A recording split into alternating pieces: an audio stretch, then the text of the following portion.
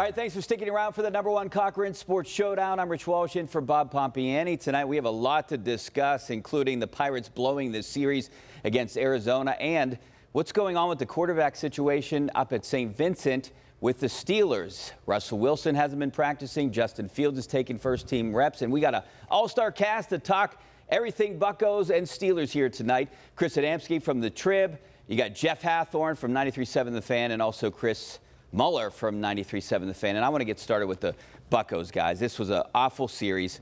And Jeff, I'll start with you here because I know how much of a Pirates fan you are too. Losing 2 out of 3. I think this was the most critical series for the Pirates. And not only did they lose 2 out of 3, they blew 2 games. Yeah, the way Derek Shelton put it after is that we didn't execute. We needed to execute better in those situations against good teams. I mean, they were right there in the 2 games they lost. They had opportunities. They clawed back and got a lead on Friday. They had a 4-0 lead today. But there may have been a managerial decision or two that we might question. Like Colin Holderman? Is that, I would. What's the old John McKay line? What would you say about the execution of your bullpen? I'm for it. Yeah, that's kind of how I feel right now. I mean, really, you could look at 3 games, guys, in the last 2 series. Holderman, I know that ONeal Cruz defined the bad game in Houston, but Holderman still has to serve one up. The first game of this series, I mean, I'm actually going to hat tip Josh Bell for hitting the fastest pitch of the StatCast era out of the park. That wasn't even a bad pitch at all. But then Holderman doesn't do him any favors either in that game. And then Holderman in this game. I think Derek Shelton deserves a lot of criticism, though, too, for the way he handled the bullpen. Because, I mean, anybody will tell you, right, Chris, that the manager doesn't do that much anymore, but they have to have a feel for their staff and their bullpen. Yeah, this is how many, it feels like so many missed opportunities in the first half of the season. This is a couple 4-0 leads they've blown now in recent weeks. This is a couple Paul Skeens starts that they haven't won, that he's pitched. And it's like he's pitched one of his bad starts today, right? He gets into the 6th inning, only 1 run when he's in there. And these types of, they can't do that that's not the recipe with them, either way. And guys, I realize, listen, if you bring Beeks in there, they're probably going to go to Grishik. Yeah. Or Gurriel. Yeah. I mean, either one, and that's going to be a tough matchup. But I think the problem that Shelton's having is he's looking at Holderman as like May Holderman. May Holderman was lights out. Like, but when Bednar was struggling, Holderman was there. He was keeping them in this, in a potential he was keeping their bullpen afloat. Yeah. But now he's shown too much loyalty. Chapman, that home run by Bell aside, Chapman's looked very good by and large for the better part of several weeks now. He needs to be your 8th inning guy. Holderman needs to get dropped to lower leverage. I'd even say you got to have like a Kyle Nicholas or let somebody else try to prove their way into like a 7th inning spot. But you have to rejigger your bullpen if you're Derek Shelton to reflect reality, and he's not done that yet. It's crazy how all 3 of them, they've been your high leverage relievers, Holderman, Chapman, and Bednar, have all 3 been 80% of the season really, really good, and 20% of the season roughly really, really bad. And they've all kind of alternated, which I guess is a good thing in a way when they've been really, really bad. But it's also sunk the Pirates in different ways. In April, with more Bednar, and May and June, it was Chapman, and now it's Holderman. It's cost them. I mean, black and white. These are the other side of this. I mean, do you maybe throw him out there to try to get him out of this funk that he's in right now? Not right that's now. what I kind of think's going on. Well, you can't do that. You're in a wild card race. You're in a race for a playoff spot. You owe it to the team. You owe it to everybody else. You owe it to Skeens, everybody on that squad, to throw out your best guys. He's not one of your best guys. And here's the problem. They cannot afford to lose games like today's, or even in a way, I'm going to say the first game of the series because they did come back and take a late lead. Look at Arizona. You guys we all watched the series. They are a better team top to bottom. Where are the easy outs in that lineup, right? I mean, that's a good baseball team, and they're playing their best ball now. The Pirates don't have what they have positionally, 1 through 8. So when they get Skeens games or Keller games and they get a lead, they have to hold it. And that makes, to Jeff's point, I think that makes Shelton's handling of these late innings inexcusable. He's managing with 0 urgency, Richie. How many games are left, Jeff? Like 50? Yeah. The worst stat I saw, they were outscored, 8-1 after 7 innings in this series? And that's unbelievable, and that's all in the bullpen. Right, and again, credit to Arizona. They are tough outs. I mean, one of the best hitting teams in the major. And I think, Ketel Marte is he's one a of the beast. best. He's one of the best players in the game that a lot of people haven't heard of. I mean, this guy's. But your bullpen monster. Was supposed to be your the thing that made it's better really than Arizona's. That's the thing. But your bullpen was supposed paper. to. I guess my point is your bullpen was supposed to be the thing that took lineups like Arizona, 2nd in the league in runs or whatever this year, and shut them down late. Oh, it's 4-2 after 6 innings. We're winning this game. And it's been the polar opposite of that. And Holderman doesn't, to your point about you can't keep running him out there, you could make the case for, Bednar's your closer, first off, so there's a little gravitas to that in the clubhouse and amongst the team, and with him, your trust you're putting him in, that if he's struggling. Chapman's a guy, a borderline Hall of Famer, doing this for 15 years or whatever it is, so he's another guy you can maybe stick with a little longer.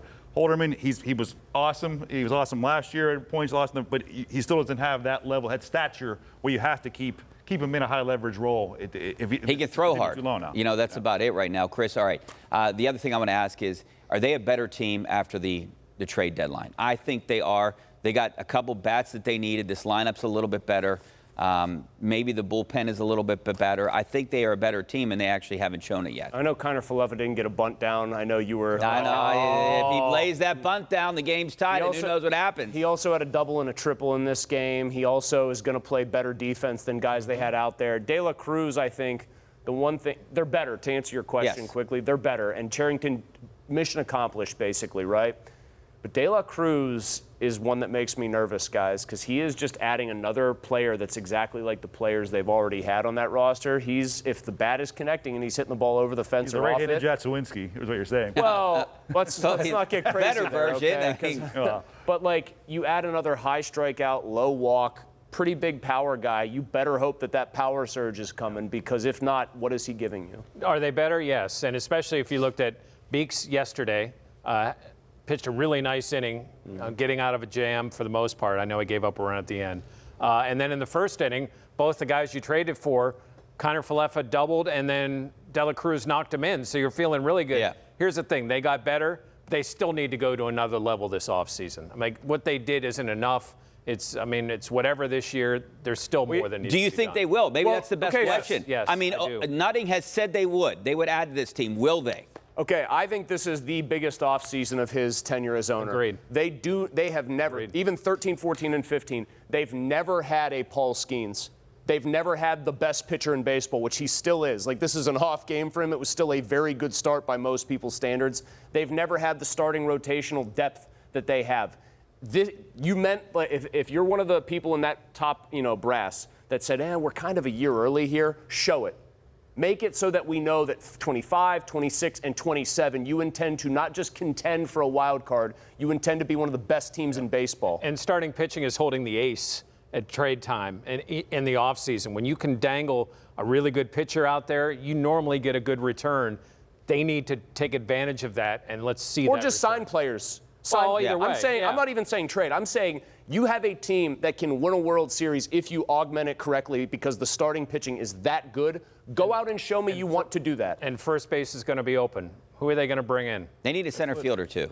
By hook or by crook, they need to get because I think there's a good deadline. I think it's a deadline not just for this year, but for next year. You improved your lineup, but the guys, they aren't the difference maker. They aren't the middle of the lineup, the tentpole player, as they like to say, that'll kind of carry your team. They still need that guy. Now, I don't know how it's easier said than done to go get that kind of guy, but they spend the money, make a trade, whatever it is. But then get one more, star of your lineup and be the guy that maybe ONeal Cruz is supposed to be, or they thought he'd be. And you would hope that you had 2 stars on your team, ONeal Cruz and Henry Davis, and I want to talk specifically about those guys, but we're going to do that after the break.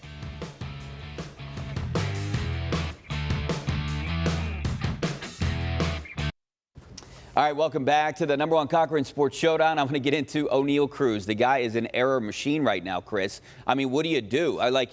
Your shortstop should not be making that many errors. He's on pace for 33 errors right now. I understand that he makes spectacular plays, but he can't make the routine play. And there's no way in the world your shortstop should be out in deep left field trying to get a ball. Is he your shortstop of the future? I want him on the team because I like his bat, but I need to find another position for him. Maybe center field. Maybe right field. Well, it's hard for me to answer this question because in my lifetime, the Pirates have never had a guy with, enormous power on the left side of their infield who had major problems fielding. I can't think of a single guy who would have led the league in home runs on that side of the field, Jeff. He has 50 games to prove it. He has 50 games to show that he can learn something on the fly. You can't switch him now. You have to ride it out for this season with him. But I think this should be his 50-game last call here. But your shortstop shouldn't be learning right now. That's what I'm saying. There's positional value in here, and that's why people don't want to move him, because he has so much value if he can stick at shortstop. But as much as I want to be the person who says something like that, at some point you have to cut bait. And he's not hitting enough, by the way, to overwhelm or overcompensate for the fielding problems that he creates. And then I do think, here's my last thought on this, guys. I don't know if you guys agree. I thought he went out into short left field there inexcusably because he was pressing, because he was in the middle of a slump at the plate. Yeah. And then I think when he gets into slumps at the plate, he presses in the field. When he presses in the field, it comes back around to him at the plate. Now you've got yourself a little feedback loop of negativity. I think he's got a cannon arm, and sometimes he rushes to make plays. Like on that one relay throw the other day, he didn't have to. It's like he just turned and threw. He didn't even know who he was throwing it to. He didn't know where the fielder was. He just turned and fired. Like, he can't make those type of mistakes. I actually thought today, first hitter of the game, there's a slow roller that he grabbed. I thought he's going to throw this thing in the right field, and he just held on to it. Like, that is a little win. Because every time you watch him, he's so smooth. He makes plays. He loves to play short. So as an organization, how do you handle that? Because you want to sign him and you want to keep him here. I get that. And that I thought there was some, talks of moving him to the outfield when I was in spring training in 2019. We all like defense there. If you're asking me, I can improve the defense and put Brian Hayes at short, or put Alika Williams at short, or have ONeal Cruz in the lineup. That's not even a discussion. Sure. No, it isn't. But why I bring this up is because this team is built with pitching and defense, right? And to have a defender at shortstop making 30-some errors, this is how you lose games, right? They can't outscore teams. We go off the map and move ONeal Cruz to third base, have the power hitting, bashing third baseman where defense is a little less important, and keep Brian Hayes at short, although I think that's kind of... They're going to call it the Hayes line if he ends up playing short. Mendoza will be off the hook. but ONeal Cruz is still one of the better offensive shortstops in baseball, or at least the National League. If you go by, some of them, he's shortstop, as you talked about, positional value, is there to find a guy that can hit that well, but he's still, I don't want to say underachieving. That's probably not fair to put it in that, but there's some. He's supposed to be a superstar. He's still more raw than you want to see him be, and they've said chapter and verse, hey, this guy lost so much time, you have to give him more time. He's not a finished product. Fine. Much like I said, it's a huge offseason for their front office. It's a huge offseason for him. Stabilize the ship here, prove you deserve to play there in the offseason, and then I want to come back and see much more something like a finished product, like a polished diamond here. The talent's off the charts. I mean, he hits the ball in a way pretty much two other guys in the bigs are capable of, but you've got to add some finer points to that game. You add another bat, maybe two to that lineup, it probably helps him as well. He doesn't have to stress to be that guy. I know Reynolds is mostly their run producer, but I think there's a lot on Cruz's plate, and I think there are times he doesn't see pitches when if someone else was behind him, he might. How about another guy, Henry Davis? I mean, he's hitting the cover off the ball in the minors, but he comes up here and does nothing. What do you do with this guy? I thought they might have traded him, Chris, at the deadline, but he didn't have any value. So where does he fit on this team right now? Yeah, that's what. And you have Andy Rodriguez. You have a catcher of the future that's out for the season. And Joey Bart, a former number one guy. There's a lot of, and going back to positional value again, where his number one pick because he was a catcher. If the way he profiled his bat, I don't know if he's a number one pick. If he's a third baseman or he's not. So he's not. He wasn't even the number one pick as a catcher. It was probably Mayer or one of the high school kids. But he was we're going to spread it around. But this guy's he's signable, but he's still like a legitimate, very good player. Sure. It's not. No, Tony Sanchez, if you're watching, I'm sorry, but he's not Tony Sanchez. 1-1, you can't be a DH either. Well, he's not a right fielder. Did you guys see him last year?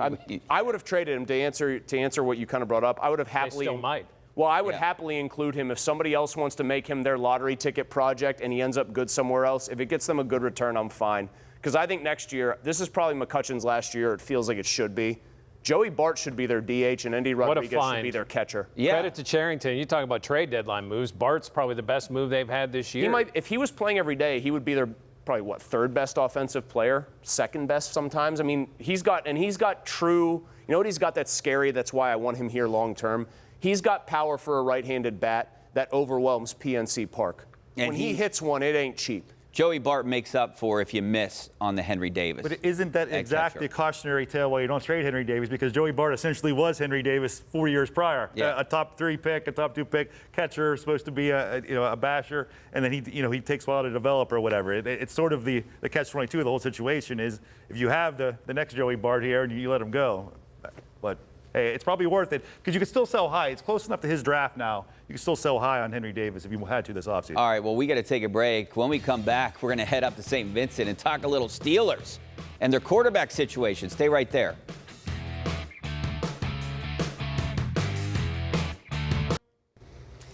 Welcome back to the #1 Cochran Sports Showdown. I'm Rich Walsh. We're going to talk Steelers right now and their quarterback situation. Russell Wilson had that calf injury, Chris. I don't know why he was pushing his sled, but we won't talk about that. And he hasn't really taken many first-team reps. It's been all Justin Fields. What's going on?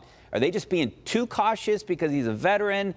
What do you think's happening here? I think they are kind of taking advantage of this, or taking this situation and milking it for what they can. It's because if this season goes well and if Russell Wilson plays to the level that they think and the Steelers are in the playoff race into the end, they're not going to get a look at Justin Fields. And then you have to go in the spring and you still don't know what you're doing. I think it gives them a chance to see that.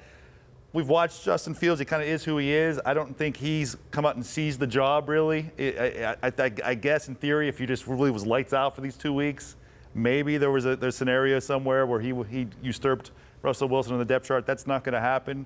This is still Wilson's team. We saw all spring, all summer, right. OTAs, first team reps. It's going to stick with that. But I think that the Steelers are like, we have a 35-year-old.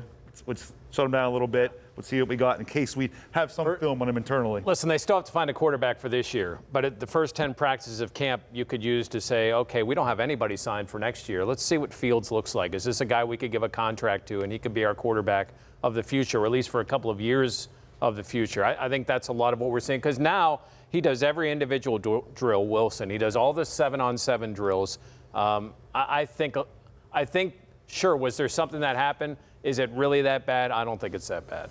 I think in this particular story, the gulf between what fans kind of want to believe is happening and what the sober-minded analysis of media who are there covering the team regularly is enormous. Because what those two gentlemen just said is what I think is happening. They're getting an extended look at a guy they've never had a look at, and they're probably milking this situation for all it's worth. I am sure there is some little voice in the back of Mike Tomlin's head, the guy that has to defend mobile quarterbacks, who is tantalized by Justin Fields. But all I need to hear is he looks like he's always looked. Wildly inconsistent, great deep ball. Other stuff leaves something to be desired, to think they're just taking a long look and it's going to be Russell Wilson. That voice in Mike Tomlin's head also says, I don't like quarterbacks that get sacked and don't get rid of, we saw some of that last year with a certain quarterback. And I think that it's not even the inconsistent throw. How many times has Justin Fields bailed left out of the pocket blindly? But I'll say this for Justin, when the pads went on, he got more accurate. For whatever reason that is. So is there a competition? I don't think there is. No, I don't think there's a competition. But I think there is a thought of like, hey, we got nobody signed. Like, what if we give this guy $10 million so at least we have somebody for next year? It's smart business if that's what they're doing, by the way, just trying to get a real look at him to feel like they can make an evaluation, dollars and cents. It is smart business. Maybe like a Trubisky deal. It's very smart business like to slow roll this if that's what they're trying to do here and get a sense of next year, I think. Yeah, I mean, they had all OTAs together. They had all mini camp together. They've been together at people's houses and working out. So I think there is some familiarity, and he wasn't going to play in this first. There's a lot of ways this can go. The season can go. The play out. If we had this conversation last year, we thought we'd be crazy looking a year in the future, thinking the 3 guys that were here would be gone, and the 3 guys that are here now. Yeah. So we'll see how it plays out. But if Russell Wilson doesn't work out this year for whatever reason, they have to go again. It's probably then the draft. Well, quick wild card, that 2020, I know a lot can change. That looks like a horrible draft for quarterbacks again, and they cannot make the 2022 mistake again. All right, we got to take a break. Back with more Steelers talk coming up next. Stay right there.